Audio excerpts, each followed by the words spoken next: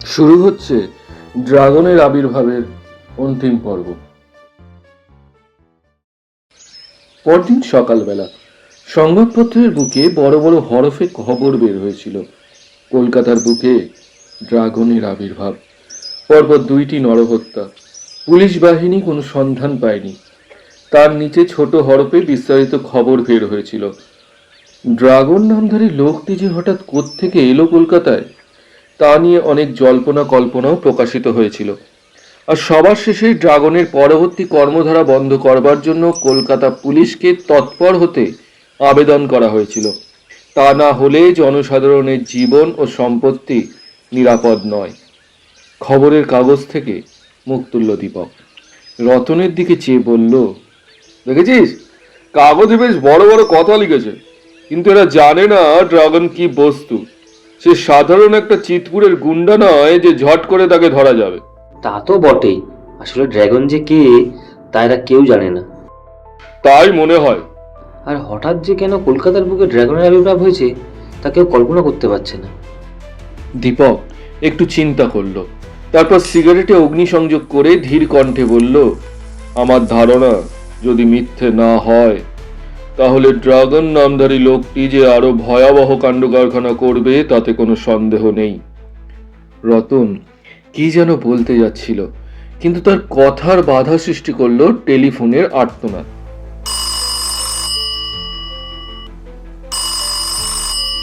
Ratan phone তুলল, বলল, hello, কি কথা বলছেন?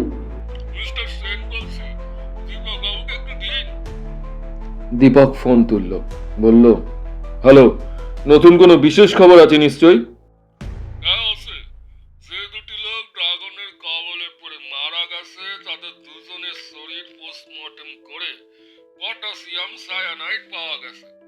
দেহে যে পিন ফোটানো হয়েছিল তাতেই ছিল ওই তীব্র বিষ। অবশ্য তার আগে ক্লোরোফর্ম দিয়ে অজ্ঞান করা হয়েছিল। আমিও এটা আন্দাজ করেছিলাম মিস্টার সেন। দ্বিতীয় খবর হলো, প্রথম যে লোকটি আলমবাজারে খুন হয় তার ফটো লালবাজার রেকর্ড সেকশনে দেখিয়ে জানা গেছে যে সে একজন পুরনো ক্রিমিনাল। তার কেস রেকর্ড ছিল বহুদিন আগে, 7-8 বছর আগে। তারপর থেকে তার আর কোনো বার্তা পাওয়া যায়নি। তার নাম ছিল তখন স্বরূপচাঁদ। বুঝেছি, সে মিথ্যা পরিচয় দিয়ে আলমবাজার অঞ্চলে বাস করত, কিন্তু হঠাৎ ড্রাগন তাকে খুন করলো কেন তা জানা যাচ্ছে না। এটাই তো চিন্তার বিষয়। তৃতীয় খবর হলো, দস্যু রামলাল যে লোকটির বডি এসপ্ল্যানেডে পাওয়া গেছে তার ঠিকানা আমাদের গোয়েন্দা বিভাগ বের করেছে। পুলিশ রেকর্ডে জানা গেছে যে সে বিডন স্কোয়ারের উল্টো দিকে টেগর ক্যাসেল স্ট্রিটে দুখানা ঘর ভাড়া নিয়ে বাস করত। বর্তমানে সে কি কোনো অপরাধজনক কাজ করেছে? না, দীর্ঘ 3-4 বছর ধরে তার কোনো কুকাজের খবর পাওয়া যায়নি। এমনকি সে রীতিমতো ভদ্র নাগরিকে পরিণত হয়েছে, বললেন মিস্টার সেন। আমিও তাই ভেবেছিলাম। তাহলে বোঝা যাচ্ছে ড্রাগনের কাজ হচ্ছে পুরনো ক্রিমিনালদের হত্যা করা। নিশ্চয়ই এর পিছনে কোনো গোপন ইতিহাস লুকিয়ে আছে। তা থাকা স্বাভাবিক বটে। যা হোক, আমি এক্ষুনি লালবাজারে যাচ্ছি। রামলালের বাড়িটা একটু সার্চ করতে হবে, যদি কোনো প্রমাণ মেলে। আচ্ছা। দীপক রিসিভার নামিয়ে রাখলো। লালবাজার থেকে পুলিশের জিপে করে দীপক, মিস্টার সেন আর 2জন কনস্টেবল রওনা হলো টেগর ক্যাসেল স্ট্রিটের দিকে। নির্দিষ্ট ঠিকানায় পৌঁছতে অসুবিধা হলো, কারণ সরু গলির মধ্যে গাড়ি চলে না। মোড়ের মাথায় গাড়িটা দাঁড় করিয়ে দীপকরা এগোলো গলির ভিতরে। একটা পুরনো জীর্ণ বাড়ির একতলায় 2খানা ঘর ভাড়া নিয়ে থাকতো রামলাল। পাশে আরো 2-3 জন ভাড়াটে। রামলালের স্ত্রী, একটি পুত্র, কন্যাও ওই বাড়িতেই থাকে। আরেকটি কন্যার বিয়ে হয়ে গেছে, শ্বশুর বাড়িতে থাকে। মিস্টার সেনের আহ্বানে রামলালের স্ত্রী ঘোমটা দিয়ে এগিয়ে এলো। দীপক প্রশ্ন করল, আপনার স্বামী মারা গেছেন তা শুনছেন কি? হ্যাঁ, কাগজে পড়েছি সে খবর। তিনি কি বাড়ি থেকেই খুন হন? না না, যেদিন তার মৃতদেহ পাওয়া যায় তার আগের দিন সন্ধেবেলা তিনি কি একটা জরুরি কাজে বেরিয়ে যান। রাতে ওই 9টায় ফিরবেন বলে যান। কি কাজে যান বলে যাননি? না না, শুধু বাস্ক থেকে কি একটা কাগজ বের করে পকেটে পুরে নেন। আমি কাগজটা দেখেছিলাম, কি সব হিজিবিজি দাগ কাটা। তিনি বলেন একজন পুরনো বন্ধুকে তিনি এটা দিতে যাচ্ছেন, একটু পরেই ফিরবেন। তারপর তারপর তিনি আর ফিরে আসেননি। তিনি এভাবে খুন হবেন জানলে কি আর তাকে যেতে দিই? বলতে বলতে ভদ্রমহিলার চোখ অশ্রু সজল হয়ে ওঠে। যদি কিছু মনে না করেন, তার ঘরখানা একটু দেখতে পারি কি? এতে তার হত্যা রহস্যের সমাধানের সুবিধা হবে। হ্যাঁ বেশ, তো দেখুন না। রামলাল যে ঘরে থাকতো সেই ঘরে প্রবেশ করে মিস্টার সেনের সঙ্গে, কিন্তু প্রয়োজনীয় ব্যবহার্য জিনিস ছাড়া আর কিছু দেখতে পায় না। অনেক খুঁজতে খুঁজতে অবশেষে একটা সুটকেসের পকেট থেকে বের হয় একটা পোস্টকার্ড। সেটা দেখে দীপক চমকে ওঠে। পোস্টকার্ডের ওপরে এক কোণে ছোট একটা ড্রাগনের ছবির মনোগ্রাম ছাপানো, তার নিচে লেখা, প্রিয় রামলাল, আশা করি কুশলেই আছো। স্বরূপচাঁদের মৃত্যুর খবর নিশ্চয়ই খবরের কাগজে পাঠ করেছো। তোমাদের জন্যই আমাকে আসতে হয়েছে এই সুন্দর কলকাতা শহরে। তোমরা যে পরিমাণ অর্থ আত্মসাৎ করেছো তার জন্য আমি ক্রুদ্ধ হলেও সবচেয়ে বেশি বিরক্ত হয়েছি কাগজের টুকরোটা সময় মতো তোমরা আমাকে দাওনি বলে। যদি তোমার বাড়িতে আমার অভিযান না চাও, তাহলে কাল কলকাতার চৌরঙ্গি রোডের মুখে সন্ধ্যা 7:30 আমার সঙ্গে দেখা করে কাগজটা দেবে। আর যদি না আসো বা কাগজটা না দাও, তাহলে ওটা তো আমি হস্তগত করবই, সেই সঙ্গে সপরিবারে তুমি নিহত হবে। আশা করি তা তুমি চাও না। ইতি, ড্রাগন। চিঠিটা পড়ে দীপক বলল, কিছু বুঝলেন? মিস্টার সেন বলল, কি এত মূল্যবান কাগজ? তা জানি না, তবে নিশ্চয় তার মূল্য অর্থ সম্পদের থেকে বেশি। তা বটে। আর রামলাল জানতেন যে ড্রাগনের সঙ্গে দেখা হলে তার বিপদ হতে পারে, তবুও সে পরিবারকে বাঁচাতে বিপদের ঝুঁকি ঘাড়ে নিয়েও কাগজটা তাকে দিতে গিয়েছিল। আর ড্রাগন সেই সময়ে প্রতিহিংসা গ্রহণ করেছে, তাই তো মনে হচ্ছে। আরেকটা কথাও বুঝবার আছে, ড্রাগনের সঙ্গে এদের বহুদিনের সম্পর্ক ছিল। তা ছিল, তা না হলে রামলাল বলতো না যে পুরনো বন্ধুর সঙ্গে দেখা করতে যাচ্ছি। এর বেশি আর বর্তমানে কিছু জানা যাবে না, তাই চলুন এখন ফিরে যাওয়া যাক। রামলালের বাড়ি থেকে বেরিয়ে পড়ল ওরা।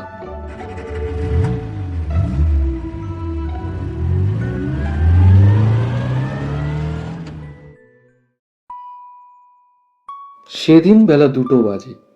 দীপক খাওয়া দাওয়া সেরে একটু বিশ্রাম করে উঠে বের হবে কিনা ভাবছে। এমন সময় ভজহরি এসে বলল, একজন ভদ্রলোক আপনার সঙ্গে দেখা করতে এসেছেন। বয়স কত? প্রায় 50 হবে, বেশ সম্ভ্রান্ত লোক। এই কার্ডটা পাঠিয়ে দিলেন। দীপক দেখতে পেল কার্ডে নাম লেখা শ্রী হরিহর বিশ্বাস, উড মার্চেন্ট, ভবানীপুর। দীপক একটু চিন্তা করল, হরিহর বিশ্বাস বলে সে কোনো লোককে চেনে না। দীপক ভদ্রলোককে ডেকে আনতে বলল। একটু পরে তিনি প্রবেশ করলেন। দোহারা চেহারা, মাথার সামনের দিকে টাক, পরনে দামি স্যুট, পায়ে দামি জুতো। দীপক বলল, আমি আপনার কোনো কাজে লাগতে পারি কি? হ্যাঁ, বিশেষ প্রয়োজনেই আমি দেখা করতে এসেছি স্যার। বলুন। শুনলাম আপনি নাকি ড্রাগনের কে তদন্ত করছেন, কথাটা কি সত্যি? আপনার সম্পূর্ণ পরিচয় না পেলে তো তা বলতে পারি না। আমি সেই উদ্দেশ্যেই এসেছি। ড্রাগন কলকাতায় এসে ইতিমধ্যেই 2টি মার্ডার করেছে, আর আমার ধারণা সত্য হলে সে আরো 2টি মার্ডার করবে। তার একটি ভাবি শিকার হলাম আমি। আমি প্রাণ রক্ষার তাগিদে আপনার সঙ্গে দেখা করতে এসেছি। আপনার মনে ধারণা হলো কেন? কারণ একটা চিঠি, চিঠিটা পেয়ে আমি এসেছি আপনার সঙ্গে দেখা করতে। দেখি চিঠিটা। দীপকের দিকে একটা কাগজ এগিয়ে দেন হরিহর বিশ্বাস। দীপক সেটা খুলে দেখে কাগজটির উপরে অবিকল রামলালের চিঠির মতোই একটা ড্রাগনের ছবি মনোগ্রাম করা, তার নিচে লেখা, প্রিয় হরিহর, আশা করি তুমি আমাকে ভুলে যাওনি। তোমার দুটি বন্ধু ইতিপূর্বে প্রাণ দিয়েছে, তোমাকেও প্রাণ দিতে হবে তোমার বিশ্বাসঘাতকতার জন্য। তোমাদের চারজনের কাছে যে 2.5 লক্ষ টাকা জমা ছিল তা তোমরা চারজনেই নিয়েছো। ভেবেছে আমি বোধহয় সাগর গর্ভে প্রাণ দিয়েছি, কিন্তু সেটা যে মিথ্যে তা তো বুঝেছ। তোমাদের ওই টাকা আত্মসাৎ করার জন্যে তোমাদের অংশ বাজেয়াপ্ত হয়েছে, তাই নকশার 2টো টুকরো তোমার 2 বন্ধুর কাছ থেকে নিয়েছি। তোমার অংশটা তুমি অবলম্বে আমাকে দেবে, তা না হলে শুধু নিজে মরবে না, সপরিবারে ধ্বংস হবে। আশা করি তুমি নিজের জীবনের সঙ্গে সঙ্গে আর সকলকে জড়াতে চাও না। যদি এটা দিতে রাজি থাকো, কাগজে ব্যক্তিগত কলমে রাজি বলে বিজ্ঞাপন দেবে, তাহলেই আমি এটা নেবার ব্যবস্থা করব। আশা করি পত্রের গুরুত্ব বুঝতে পারবে। ইতি, ড্রাগন। চিঠিটা মন দিয়ে পড়ল দীপক, তারপর বলল, কবে এটা পেয়েছেন? কাল। আপনার সঙ্গে ড্রাগনের আগে পরিচয় ছিল? ছিল। কোথায় আপনাদের পরিচয়? আগে আসাম বর্মা ফ্রন্টে। এই নকশাটির রহস্য কিছু বলবেন কি? তা বলতে পারি, কিন্তু একটু গোপনীয়তা অবশ্য পালন করা উচিত। তা বটে, তবে এখানে আমি, রতন আর আমার চাকর ছাড়া কেউ থাকে না। চাকর রান্না করে, রতন বাইরে গেছে, কেউ নেই, আপনি নিশ্চিন্তে বলতে পারেন। হরিহর বাবু বলতে শুরু করলেন, আমি যে 2 জন মারা গেছে তারা 2 জন, আর আমাদের একালের বিখ্যাত ধনী রায় সাহেব ধরণীধর পালি, আমরা 4 জনে ছিলাম দস্যু ড্রাগনের দলের ক্যাশিয়ার। তার মধ্যে যে 2 জন আগে মারা গেছে তারা ড্রাগনের দলে কাজ করত, তবে আমরা 2 জন তা করতাম না। ড্রাগনের দল পূর্ব এশিয়ার বিভিন্ন দেশে যে প্রচুর অর্থ হীরা জহরত উপার্জন করত, তা বর্মা থেকে গোপন পথে আসামে চালান দিত। বর্মা আসাম সীমান্তের কাছে পার্বত্যাঞ্চলের একটি গোপন গুহায় এই সম্পদ সঞ্চিত করে রাখা হতো। এইভাবে যে পরিমাণ অর্থ সঞ্চিত হয়েছিল তার মূল্য প্রায় 30-40 কোটি টাকার মতো। একটা রাজার সম্পদ বলা যায়। আমাদের 2 জনকে, অর্থাৎ আমাকেও ধরণীকে ড্রাগন বলেছিল যে বর্মা থেকে সে কাজ শেষ করে পালিয়ে আসামে যাবে, তখন ওই টাকা সে তুলে নেবে, আর আমাদের 4 জনকে দেবে 2 লক্ষ টাকা হিসেবে পারিশ্রমিক বাবদ।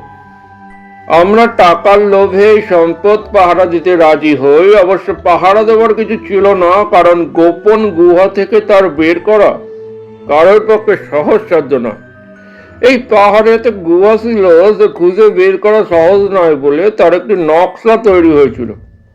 এই নকশাটি কিন্তু ড্রাগন বিশ্বাস করে একজনের কাছে রাখেনি, এটা 4টে সমান টুকরো করে দিয়ে রেখেছিল আমাদের 4 জনের কাছে। উদ্দেশ্য, কেউ একা এটা বের করতে পারবে না, আর 4 জনে একসঙ্গে বেইমানি করাও সম্ভব নয়। কোথায় সে সম্পদ লুকোনো আছে এটা ড্রাগনও বোধহয় জানে না, কারণ 4টি টুকরো একত্র করে জোড়া না দিলে তা মিলবে না কোনো দিনে। এদিকে ড্রাগন শেষবার 2.5 লক্ষ টাকা নগদ জমা রেখে যায় ধরণী বাবুর কাছে। তার 2 জন সঙ্গী স্বরূপচাঁদ ও রামলালকে নিয়ে সে বর্মায় ফিরে যায়, কিন্তু ওই টাকাটা গুহাতে রাখা হয়নি। কিছুদিন পর স্বরূপ ও রামলাল ফিরে এসে বলে যে ড্রাগন পুলিশের তাড়া খেয়ে মোটর বোটে করে পালাবার চেষ্টা করে। পুলিশ লঞ্চ তাকে তাড়া করে, তখন সে মোটর বোট থেকে জলে লাফ দিয়ে পড়ে। তখন একটা বিরাট কুমির তাকে গিলতে আসে। ড্রাগনের সঙ্গে তার যুদ্ধ হয়, তারপর আর ড্রাগনকে দেখা যায়নি। সে বোধহয় কুমিরের পেটে গেছে বলে পুলিশের ধারণা। এদিকে পুলিশ সন্ধান পেয়ে ড্রাগনের সম্পদ উদ্ধারের জন্য আসাম বর্মা সীমান্তে হানা দেয়। আমরা 2 জন তখন উপায় না দেখে যে 2.5 লক্ষ টাকা ছিল সমান 4 ভাগে ভাগ করে নিয়ে আসাম থেকে পালিয়ে আসি। ভেবেছিলাম ওই টাকা দিয়েই শেষ জীবনে আমরা প্রতিষ্ঠিত হব। আর আসামের পাহাড়ে যে হস্ত সম্পদ আদৌ তেমনই আছে, কোনো দিনই উদ্ধার হবে কিনা তা কেউ জানে না। এখানে এসে 4-5 বছর নিরাপদে কেটে গেল। ব্যবসা বাণিজ্য করে ভালোই দিন কাটছিল। পূর্বের সব কথা প্রায় ভুলেই গিয়েছিলাম। এমন সময় হঠাৎ একদিন শুনলাম শাহরুখ মারা গেছে ড্রাগনের হাতে। ড্রাগন কলকাতায় এসেছে দীর্ঘদিন পরে। এতদিন সে কোথায় ছিল, কিভাবে বাঁচলো তা আমরা জানি না কিছুই। বুঝতে পারলাম কুমিরের কবলে পড়ে তার মৃত্যু হয়নি। এবার দ্বিতীয় হত্যাকাণ্ড হলো। রামলাল মারা গেল, তাও জানলাম। যখন আমাকেও চিঠি দিয়েছে, জানি না আমি বাঁচবো কিনা। তারপর নিশ্চয়ই আসবে ধরণীধর পালিতের পালা। 2 টুকরো নকশা সে পেয়ে গেছে। এখন বাকি 2 টুকরো সংগ্রহ করে আমাদের দুজনকে হত্যা করে সে বোধহয় ফিরে যাবে আসামের ওই গুপ্ত সম্পদ উদ্ধার করতে। তা বটে। তাহলে ড্রাগনের চক্রান্তের কিছুটা আজ পেলাম এতক্ষণে। এখন আমার কি করা উচিত বলুন তো? বলছি। এই বলে দীপক কোনো কথা না বলে টেবিলের ড্রয়ার খুলে পিস্তল বের করলো। তারপর আচমকা ছুটে গেল জানালার দিকে। জানলার কাছে একটা লোককে ঘোরাঘুরি করতে থেকে সন্দিগ্ধ হয়েছিল সে। দীপক জানলার কাছে যাবার আগেই লোকটা চলে গেল অনেক দূরে, পিস্তলের রেঞ্জের বাইরে। তারপর একটা অপেক্ষমান গাড়িতে উঠতেই গাড়িটা ছুটে চলে গেল দ্রুত গতিতে। দীপক ফিরে এসে বসলো চেয়ারে। হরিহর বিশ্বাসের দিকে তাকিয়ে দীপক বলল, তাহলে বুঝতে পারছেন যে আপনার পেছনে তাদের লোক তীক্ষ্ণ দৃষ্টি রেখেছে? তা বুঝতেই পারছি। শুধু তাই নয়, আপনি যে এখানে এসেছেন তাও ওরা জানে। আপনাকে অনুসরণ করে আপনার সঙ্গে এসেছে। একটি মুহূর্তের জন্য আপনি নিরাপদ নন। কিন্তু ওদের সঙ্গে টিওটার শক্তি কি কলকাতা শহরে কারণ নেই? দেখুন, সাধ্যমতো চেষ্টা আমরা নিশ্চয় করব, তবে আপনি সাবধানে থাকবেন, সাবধানে বাড়ি যাবেন। আপনার বাড়িতে পুলিশ প্রহরা রাখার ব্যবস্থা করছি। লালবাজারে মিস্টার সেনকে আমি ফোনে জানিয়ে দেব সব কথা। তাহলেই তিনি উপযুক্ত ব্যবস্থা অবশ্যই করবেন। হরিহর বিশ্বাস নমস্কার জানিয়ে বিদায় নিল। সে বাইরে এসে মোড়ের মাথা থেকে একটা ট্যাক্সি নিয়ে চলল বাড়ির দিকে।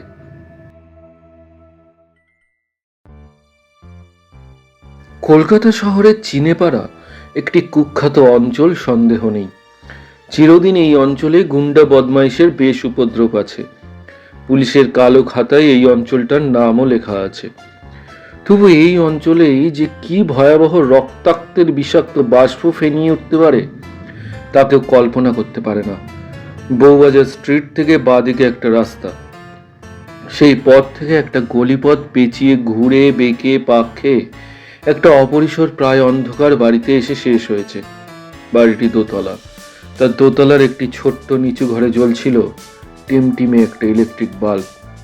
ঘরের কোণে 8-10 জন লোক বসে নিজেদের মধ্যে জটলা করছিল। তাদের ভাষা বিভিন্ন, জাতিতে তারা বিভিন্ন, কেউ চীনে, কেউ হিন্দুস্তানি, কেউ বাঙালি। তবে তারা যে একই উদ্দেশ্যে সমবেত হয়েছিল তা তাদের মুখের ভাব দেখে বোঝা যায়। ঘরের কোণে ঝুলছিল একটা বিরাট পর্দা, সেটার রং ঘন হলদে। তার উপরে বিরাট একটা লাল রঙের ড্রাগনের ছবি আঁকা। এমন সময় হঠাৎ ঘরের কোণে আরেকটা লাল আলো দুবার জ্বলে উঠে নিভে গেল। সবার মুখে ফিস ফিস করে ধ্বনিত হলো একটা কথা, কর্তা এসে গেছেন। সবাই চুপ করলো। একটু পরেই ঘরের মধ্যে প্রবেশ করলো একজন দীর্ঘকায় লোক। পরনে দামি স্যুট, চোখে গগলস। সেই মোটা গগলসের কাজ দিয়ে তার চেহারা সঠিক চেনা যায় না। লোকটি প্রবেশ করার সঙ্গে সঙ্গে সকলে উঠে দাঁড়ালো। অবশ্য তাদের এভাবে উঠে দাঁড়াতে কেউ বলেনি। তারা নিজেদের হৃদয়ে শ্রদ্ধা ভরে আপনা থেকেই উঠে দাঁড়ায়। বসো। ধীর কণ্ঠে লোকটি বলে। সকলে বসে পড়ে। লোকটি গম্ভীর কণ্ঠে বলে, 3 নম্বর, তোমার কি খবর? 3 নম্বর হলো শামসুল নামে একজন গুন্ডা। সে উঠে দাঁড়ালো, ধীর কণ্ঠে বলল, হুজুর, আপনার নির্দেশ মতো সেদিন ফলো করেছিলাম ওই হরিহর বিশ্বাসকে। সে গাড়ি করে গোয়েন্দা দীপক চ্যাটার্জির সঙ্গে দেখা করতে গিয়েছিল। আমি তাদের কথাবার্তা শোনার চেষ্টা করেছিলাম, কিন্তু ওই গোয়েন্দা তোর চোখ শিকারী কুকুরের মতো আচমকা পেছন থেকে আমাকে তাড়া করলো। আমি তখন পালাতে পথ পাই না। তারপর থেকে দুদিন লোকটার বাড়ির সামনে ঘোরাফেরা করেছি, কিন্তু তার বাড়ির সামনে পুলিশ প্রহরা মোতায়েন করা হয়েছে, তাই বাড়ির ভিতর ঢুকতে পারিনি। ধীর কণ্ঠে ড্রাগন বলে, দীপক চ্যাটার্জি, গোয়েন্দার নাম শুনেছি বলে মনে হচ্ছে। বর্মাতেও সে দু একবার গেছে বলে মনে হয়। হ্যাঁ কর্তা, তাও গেছে। লোকটা সাংঘাতিক। কিন্তু সে হঠাৎ এ ব্যাপারে এলো কেন? বোধহয় পুলিশ থেকে তার হাতে কেস দেওয়া হয়েছে। ড্রাগন গম্ভীরভাবে কি যেন চিন্তা করলো, তারপর বলল, লোকটা যদি বেশি বাড়াবাড়ি করে তবে খতম করতে হবে। কিন্তু লোকটার যেন পাথরের প্রাণ, কিছুতেই ওকে যে মারা যায় না। কেউ তা না পারলেও ড্রাগনের কাছে তা অসম্ভব হবে না, জেনে রাখো। যাক, কিভাবে পরবর্তী কাজগুলো করতে হবে তা আমি তোমাদের নির্দেশ দিয়ে দিচ্ছি, মন দিয়ে শোনো। ড্রাগন তারপর যে সব কথা বলে চলল তা শুনলে যে কোনো সাধারণ লোক ভয়ে আঁতকে উঠত, কিন্তু লোকগুলো নির্বিকার চিত্তে সেসব কথা শুনতে লাগলো। কিছুক্ষণ পর আবার দপদপ করে দুবার আলো জ্বলে উঠল। দলপতি ধীর পায়ে চলে গেল ঘর ছেড়ে।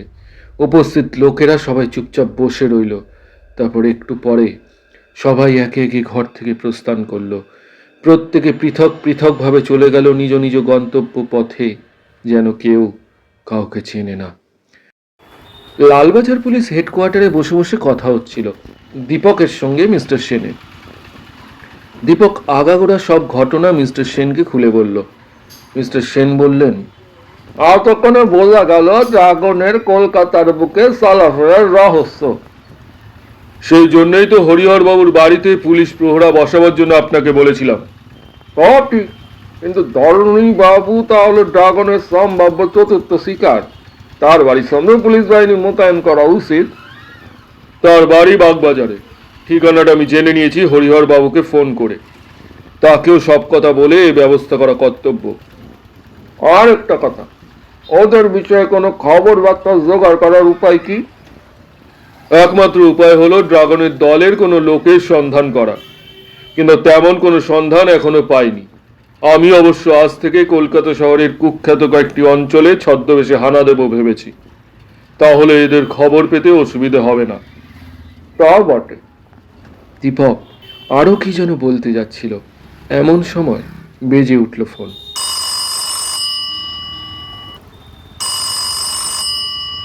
ফোন করছিল রতন। সে বলে, দীপক, তুই শিগগিরই বাড়ি চলে আয়, ড্রাগনের একটা চিঠি এসেছে। দীপক একটু ভেবে বলল, তুই বরং চিঠিটা নিয়ে গাড়িতে করে চলে আয় এখানে। একটু পরেই রতন গাড়ি চালিয়ে এসে উপস্থিত হলো লালবাজারে। দীপকের হাতে চিঠিটা দিল। খামের চিঠি, খামের উপরে কোনো শিলমোহর আঁকা নেই। দীপক বলল, এই চিঠিটা তো ডাকে আসেনি। রতন বলল, না, মনে হয় কেউ এটা লেটার বক্সে ফেলে গেছে। দীপক চিঠিটা পড়তে লাগলো। উপরে যথারীতি ড্রাগনের চিত্র মনোগ্রাম করা, নিচে লেখা, প্রিয় দীপক চ্যাটার্জি, শুনেছি তুমি ভারতের একজন খ্যাতনামা গোয়েন্দা শ্রেষ্ঠ, কিন্তু তুমি আমাকে চেনো না। আমি সারা বিশ্বের দস্যু শ্রেষ্ঠ ড্রাগন। তাই বাধ্য হয়ে তোমাকে চিঠি লিখছি যে তুমি কোনোদিন আমার পেছনে লাগতে এসো না। তার ফলে তোমার মৃত্যু অবধারিত হবে, এটা জেনে রেখো। ইতি ড্রাগন। চিঠিটা দুবার পড়ল দীপক। রতনের দিকে চেয়ে বলল, এটা আর কিছুই নয়, যেন পূর্বতন বড় বড় দস্যুদের মতোই অহমিকায় পূর্ণ। রতন বলল, তা বটে, তবে ড্রাগন খুব সহজ লোক বলে মনে হয় না। সেদিন সন্ধ্যা দীপককে দেখা গেল কলকাতা শহরের বিভিন্ন গোপন আড্ডায় খোঁজ খবর নিতে। দীপক জানতো যে ড্রাগনকে সেখানে ধরতে না পারলেও তার নানা খোঁজ খবর ঠিকই পাওয়া যাবে। অন্তত তার কোনো না কোনো অনুচরের খবর ঠিকই মিলবে মনে হয়। দীপক তাই বিভিন্ন বার, নাইট ক্লাব ইত্যাদি জায়গায় হানা দিয়ে ফিরছিল, কিন্তু সর্বত্র সে ব্যর্থ হলো। পাওয়া গেল না কোনো খোঁজ। অবশেষে সে হানা দিল পার্ক স্ট্রিটের একটা বার ও হোটেলে। দীপক জানতো এখানে যারা রাত্রিবেলা নিয়মিত আসে তাদের শতকরা 90% নানা ধরনের ক্রিমিনাল। তাই খুব নিশ্চিন্ত মন নিয়ে সে সেখানে প্রবেশ করলো। হয়তো কাউকে পাবে যার কাছ থেকে ড্রাগনের হদিশ মিলবে। দীপক অর্ডার দিল দামি খাবার ও সেই সঙ্গে নানা ধরনের দামি মদ। খেতে শুরু করলো সে। দেখতে দেখতে তার টেবিল ঘিরে অনেক লোক জমে উঠল। দীপক ছদ্মবেশে এসেছিল, তাই সে জানতো যে তাকে কেউ চিনতে পারবে না। দীপক তাদের মদ অফার করলো। পরে তার টেবিলে ভিড় জমলো, যেমন মৌচাককে ঘিরে মৌমাছিরা ভিড় করে। দীপক মদ ও খাবার খেতে লাগলো। একটু পরেই সে দেখলো কোণের টেবিলে বসে আছে সারমাত খাঁ নামে একজন নাম করা গুন্ডা সর্দার। সারমাত খাঁ যে কলকাতা শহরে গুন্ডাদের গেজেট তা জানতো দীপক। নানা গুন্ডার বিষয়ে সে খবর রাখে। দীপক একজন বয়কে ডেকে বলল কোণের ওই ভদ্রলোককে ডেকে আনতে। সারমাত খাঁ এগিয়ে এলো। তার পরনে দামি স্যুট, পায়ের দামি শু ও মুখের দাড়ি। দীপক বলল, আবরক খান। সারমাত খেলো। কিছু গোপন কথা ছিল আপনার সঙ্গে, আপনাকে একটু বাইরে যেতে হবে। সারমাত খাঁ দীপকের সঙ্গে বাইরে এলো। আমাকে কি তুমি চিনতে পেরেছো সারমাত? আমি দীপক চ্যাটার্জি। আপনি? হঠাৎ ভূত দেখার মতোই চমকে উঠল সারমাত খাঁ। ভয় নেই, আমি মোটা পুরস্কারের ব্যবস্থা করব। ড্রাগন নামধারী যে দস্যুর আগমন ঘটেছে কলকাতায়, আমি তার বিষয়ে জানতে চাই। ড্রাগন? হ্যাঁ, নিশ্চয়ই তুমি তার নাম শুনেছো। শুনেছি, তার দলের একজনকে চিনিও। সে আমাদের আড্ডায় জুয়া খেলে। তার নাম শামসুল। এদের প্রধান আড্ডা কোথায় জানো? জানি, রাজেন ভাই লেনে, সিনেপাড়া অঞ্চলে বাড়িটা। ঠিক আছে। দীপক ঠিকানাটা লিখে নেয়। তারপর 2খানা 10 টাকার নোট গুজে দেয় তার হাতে। স্যার, বড় কম হলো। ঠিক আছে, আরো 30 টাকা তুমি পাবে, দেখা করো আমার বাড়িতে। আচ্ছা স্যার। দীপক বেরিয়ে গেল সেখান থেকে।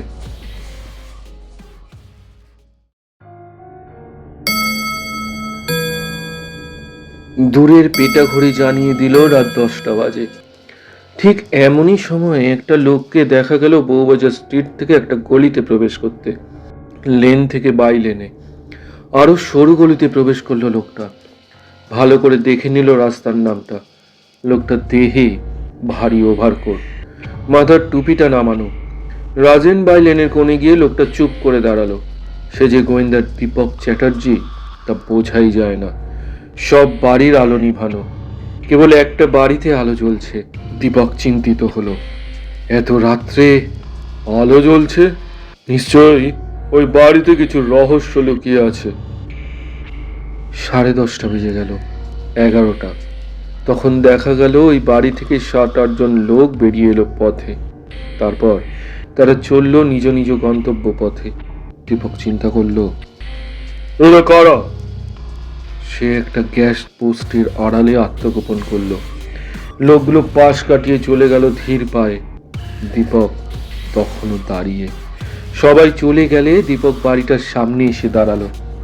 সব আলো নিভে গেছে। বাড়িটা ভেতর থেকে বন্ধ।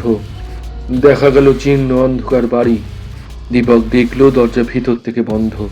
সে বাইরে থেকে কয়েকটা যন্ত্রের সাহায্যে একটু চেষ্টা করতেই দরজার ছিটকিনিটা খুলে গেল।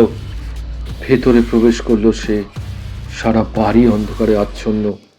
দীপক বুঝলো 7-8 জন লোক তখনই চলে গেছে আর বাড়িতে বিশেষ কেউ নেই। ভেতরের দিকে এগোলো দীপক। হঠাৎ একটা লোক তার সামনে এসে পড়ল। অচেনা লোক, তার পেছনে আরেকজন। দীপক তৈরি ছিল। সে আচমকা পিস্তলের পাট দিয়ে একজনকে আঘাত করেই তৃতীয় জনের দিকে এগিয়ে গেল। তৃতীয় লোকটা ছোড়া বের করার আগেই দীপক তার তল পেটে মারলো লাথি।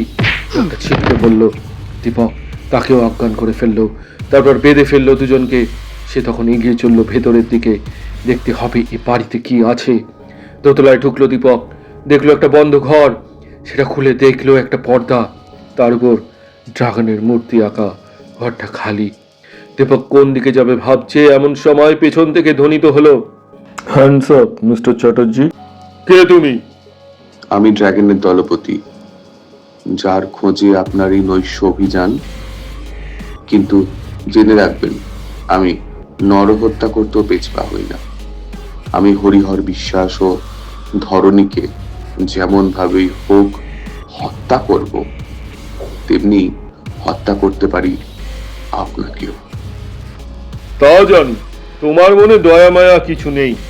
না, কিন্তু সাবধান দীপক বাবু, আপনি একটু নড়লেই আমার হাতের পিস্তলের গুলি আপনার দেহে বিদ্ধ হবে।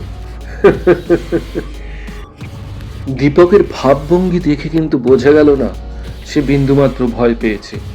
ড্রাগন বলল, এ বাড়িতে আমার নিজের অন্তত 10 জন লোক সবসময় মজুদ থাকে, আর আমার চোখ কান সর্বদা খোলা থাকে, বুঝলেন দীপক বাবু? হ্যাঁ, কিন্তু তোমাকে আমি ভয় করি না। লোকটি দীপকের কাছে এগিয়ে এসে বলল, ঠিক আছে, আপাতত বন্দিই থাকুন। দীপকের বাঁ হাতে তালুতে লাগানো ছিল ছোট্ট একটা স্পঞ্জের মতো বস্তু। হাতের আংটি ছিল ফাঁপা আর তার সঙ্গে লাগানো স্প্রিং। হাতের স্পঞ্জে সে চাপ দিতেই হঠাৎ একটা তীব্র আরক লোকটার মুখে গিয়ে লাগলো। সে কিছু বোঝার আগেই তার হাত থেকে পিস্তল খসে পড়ল। লোকটা জ্ঞান হারিয়ে লুটিয়ে পড়ল। দীপক ভাবল, আর এগোনো নিরাপদ নয়। সে তাই নিচে নেমে এলো লালবাজারে জরুরি ফোন করে দিতে মিস্টার গুপ্তের কাছে। একটু পরে পুলিশ ভ্যান এসে গেল। দীপক পিস্তল হাতে পাহারা দিচ্ছিল বাড়ির সামনে এতক্ষণ ধরে, যাতে ড্রাগন পালাতে না পারে। পুলিশ ভ্যান এলে দীপক এগিয়ে গেল। মিস্টার সেন তাকে দেখে খুশি হলেন, বললেন, কি ব্যাপার? ব্যাপার খুব ভালো। বিখ্যাত ড্রাগন এখন একাই ওই বাড়িতে আছে, এখনো বোধহয় তার মূর্ছা ভাঙেনি। ভেতরে চলুন, কিন্তু সাবধান, ড্রাগন ছাড়াও আরো দলবল 2-5 জন নিশ্চয়ই আছে। তা থাকা স্বাভাবিক, তাই হঠাৎ ভেতরে যাবেন না, বিপদে পড়তে পারেন। সাবধানে এগোবেন। বুঝেছি। পিস্তল উদ্যত করে এগিয়ে চলল দীপক, মিস্টার সেন ও পুলিশ বাহিনী। কয়েক মিনিট ভেতরে প্রবেশ করে সামনেই যে 2 জন লোক অজ্ঞান হয়ে পড়েছিল তাদের গ্রেপ্তার করলো পুলিশ। তারপর উঠে গেল দোতলায়, কিন্তু সেখানে তারা কাউকেই দেখলো না। রতন বলল, হয়তো বাড়ির পিছন দিকে কোনো গুপ্তপথ আছে। তা থাকা অসম্ভব নয়। সেই পথেই বোধহয় পালিয়ে গেছে দস্যু ড্রাগন। দস্যু ড্রাগন বা তার দলের বাকি লোকদের পাওয়া গেল না। অবশেষে দোতলায় একটা ঘরের দেওয়ালে পাওয়া গেল একটা গোপন পথ। দীপক বলল, এই পথেই বোধহয় পালিয়ে গেছে ড্রাগন। ঠিক তাই, মিস্টার সেন বললেন। সেই সুড়ঙ্গ পথের সামনেই ভাঁজ করে একটা কাগজ পড়ে থাকতে দেখা গেল। তাতে লেখা, প্রিয় দীপক চ্যাটার্জি, এত সত্বর যে তোমার মুখোমুখি এসে হয়ে পড়বো তা কল্পনাও করিনি, তাই আমি ঠিক তৈরি ছিলাম না। এই সুযোগে তুমি খুব বড় ফাঁদে আমাকে ফেলেছিলে, ভেবেছিলে আমাকে ধরবে, কিন্তু এত সহজে আমাকে ধরা যায় না। আমি আজ পালিয়ে যাচ্ছি বটে, তবে আশা রাখি শিগগিরই আবার মুখোমুখি মিলিত হব আমরা। দেখা যাবে সে দ্বৈরথ সমরে কে জেতে আর কে হারে। হরিহর বিশ্বাস আর ধরণীধর যে আমার হাত থেকে রেহাই পাবে তা ভেব না, তবে কবে, কখন, কিভাবে যে তাদের উপরে আমি ঝাঁপিয়ে পড়ব তা জানতেও পারবে না তোমরা। এটি ড্রাগন। চিঠিটা পড়ে মিস্টার সেন বললেন, ড্রাগনের চিঠিটা দেখে বোঝা যাচ্ছে এত সহজে সে ভারত ছেড়ে যাচ্ছে না। অবশেষে বন্দি 2 জনকে নিয়ে পুলিশ ভ্যান চলল লালবাজারের দিকে। এই পাল্প ফিকশনে যারা কণ্ঠ দিয়েছেন তাদের নামগুলো একবার জেনে নি। রসময়ের চরিত্রে দীপঙ্কর, ড্রাগনের চরিত্রে নিলয়, রবিনের চরিত্রে উজ্জ্বল, মিস্টার বটব্যালের ভূমিকায় নিলয়, মিস্টার তালুকদারের ভূমিকায় দীপঙ্কর, ডিসি মিস্টার সেনের ভূমিকায় অয়ন, রতনলালের ভূমিকায় দীপঙ্কর, রামলালের স্ত্রীর ভূমিকায় অয়ন্তিকা, ভজহরির ভূমিকায় উজ্জ্বল, শ্রী হরিহর বিশ্বাসের ভূমিকায় অয়ন, শামসুল সারমাদ এবং দীপক চ্যাটার্জির ভূমিকায় অয়ন। নমস্কার। আমরা আরো রহস্য, কৌতুক, ভৌতিক, অলৌকিক এবং অরিজিনালস গল্প নিয়ে আপনাদের সামনে পুনরায় হাজির হব। চ্যানেলের 4th বর্ষপূর্তিতে আপনাদের সবাইকে ধন্যবাদ। আজকের মতো বিদায়।